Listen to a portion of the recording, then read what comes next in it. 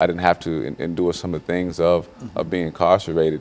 But the lesson I learned was that many persons who aren't incarcerated aren't any luckier than those who were. It's just that we didn't get caught doing things that we were doing. So it should give us a better appreciation of how to help those who've gotten out of jail get back into society. You know, Pastor, when we talk about the criminal justice system in the state of Tennessee, I think we've talked about that on many occasions, but if you had to say one of the most important things that you would do if you had an opportunity to change the system, what would that be? When you say you use the number one. Well, and so the number of things that you would do. Very absolutely. Good. And so many things that could be changed, you know. For one thing, the signal that's beamed from the prison system needs to be changed, you know. And what I mean by that is we follow the individual from the crime scene through the judicial system all the way to the walls or the gates of the prison system. And from there, we don't have any more knowledge or information concerning that individual.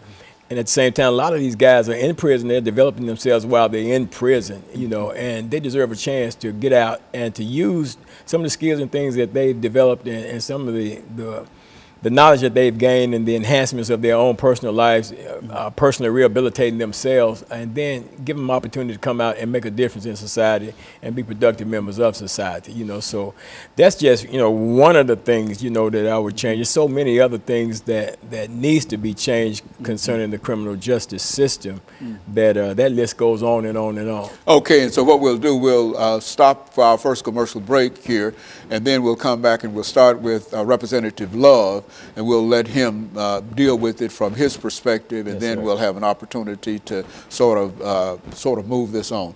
And we'll be back with our audience following this very, very short commercial break.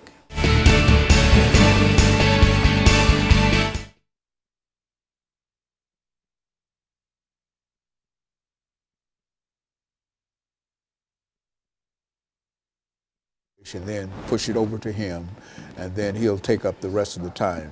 But in a real sense, you know, take about 4 or 5 minutes to go on and talk about whatever you wish to talk about dealing with the criminal justice system, some of your activities or some of the things that you think are right or wrong or whatever, and et cetera, just from that perspective. All right.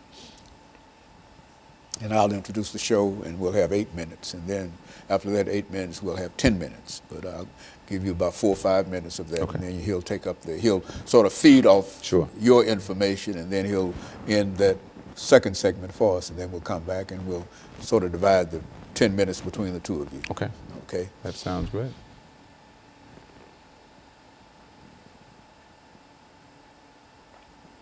That was a terrible thing, but in Orlando. It was really. I tell you. Just catching it. Then the little boy. Ain't just something. Oh, man. All these children. I mean, one get eaten up by a gorilla. And then one by an alligator. Oh, man. I'm so overprotective of my little grandkids, man. I tell you, you wouldn't believe it, man. You almost have to be. Yeah, they can't even walk behind me in the store, man. You got to be in my side. You can't let that happen. Yeah, because they get snatched up. Yeah, absolutely, man. You know, I'm like, well, I gotta see them at all times.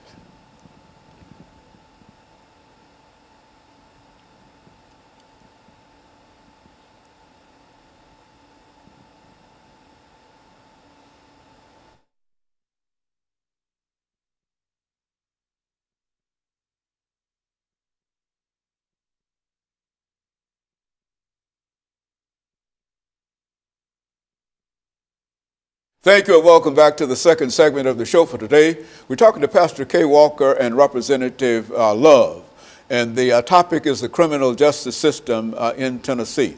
Representative Love, before we had our first commercial break, we promised that we'd give you an opportunity to talk about the criminal justice system in Tennessee, whether from the your position as a representative in the Tennessee legislature or from your own personal information and et cetera. Let's talk about it from that perspective. I think much of what Pastor Walker said is true.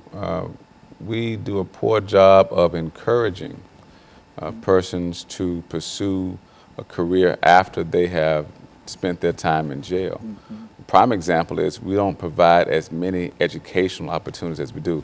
That's why I'm grateful to say that this past legislative session, I was able to get $250,000 reoccurring in the state budget for a program called the Higher Education Initiative that specifically provides free college courses in certain prisons in Tennessee. Wow. What that does is it allows a person who meets certain requirements of behavior and sentencing to take classes for free while in prison, in the hopes that when they get out of prison, they can continue to take some classes and then get their college degree and then pursue opportunity to get back into society in a good way. We have to keep encouraging persons who have been incarcerated to do well once they get out. And the best way we can do that is to say, if while you're in prison you want to better yourself educationally, here's an opportunity for you to take these classes in the hopes, again, that when you get out, you can continue your education and then graduate and then get you a job, right, that meets your skill set you developed in the classroom in prison. And I think that that's a program that, in a real sense, that should go a long way, should it not, Pastor?